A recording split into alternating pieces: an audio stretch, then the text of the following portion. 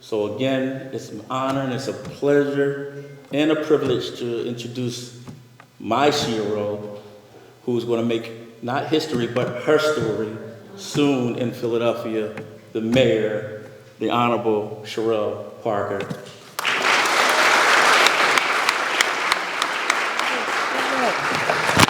Hello, Councilmember Squilla. I didn't see you over there. Good to see you, my friend. Ramadan Mubarak to each of you.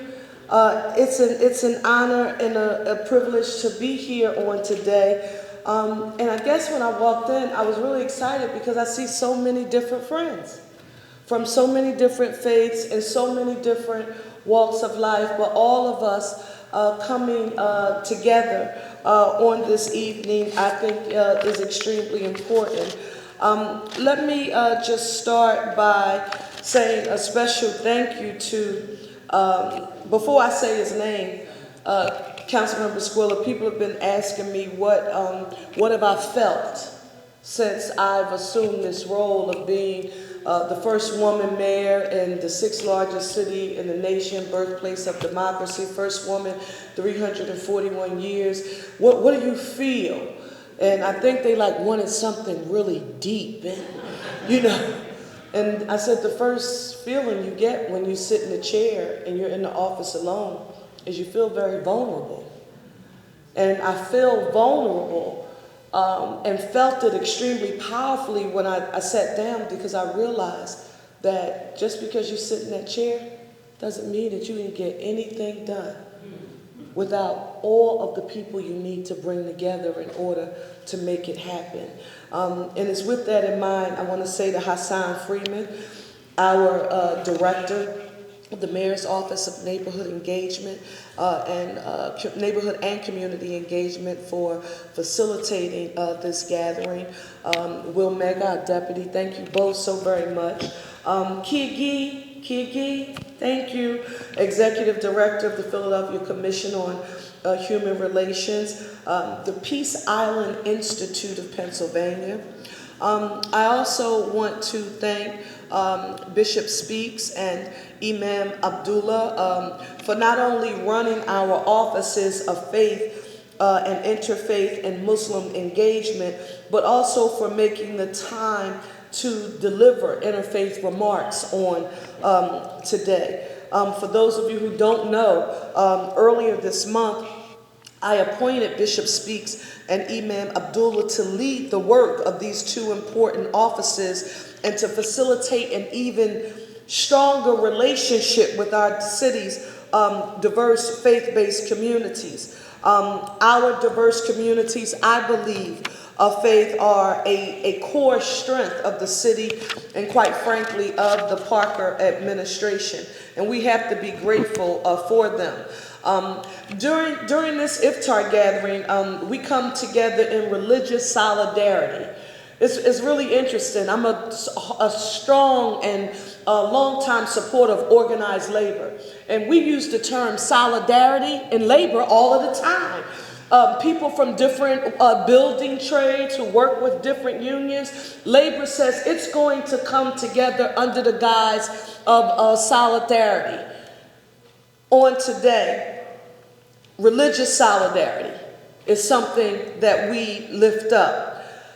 When William Penn arrived in our beloved city in 1682, came the religious freedom that so many people dream of. And I don't care what nation you go through or to across the world, when you talk about one of the pluses of coming to our great nation, they will tell you that our ability to have religious freedom is something that is desired across the world. As we stand here today embodying everything that Penn envisioned for our city and this nation, I hope that today will give you all a little more insight and touch, quite frankly, and empathy with dealing with our fellow Philadelphians. I've had a long-time relationship with the Muslim community here in the city of Philadelphia, and I'm not talking about as an elected official. Personally, I have since I was a tenderloin growing up in community organizing here. And so the idea that during this month of Ramadan, when we see our Muslim brothers and sisters engaging in fasting and prayer and reflection and community, is what we should lift up and salute. We're coming up on Good Friday and Easter, celebrating Resurrection Sunday. I'm back. I'm Christian. I'm Baptist. That is extremely important to me. That is something that I hope we will lift up. It's during these moments and times that I hope we can, and we should, quite frankly, learn to use each other's cultures, practices, and to celebrate our similarities. People across the city, some, when we were on the campaign trail, laughed at me when they heard me talking about this goal that I had. Now, some of you in this room I've known for a super duper long time, right? And you know my mind, like I think really big, and I see success first. Like I see the picture of what I want something to be like. I see the paradise, and then I figure out what steps you need to engage in order to get where you're trying to go. And I would talk about this concept of us having one Philly, a united city. And some people would look at me and think it was a tad bit lofty.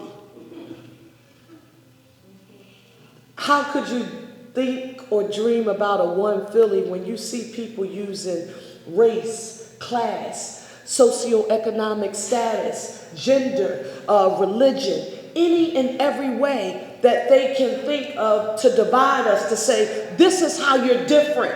This is why the one Philly won't work. Like, where do you get that energy and that passion and like sort of keep pushing and pushing and pushing?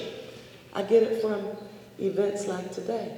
I get it from rooms like this. I get it from looking in eyes like yours. So when I leave, may I run into someone who says your one Philly, a united city is a lofty goal, a lofty vision. Will I run into them?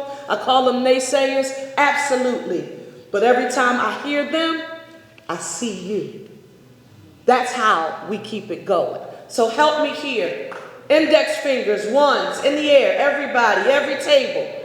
Together, let me hear you all say one Philly, a united city.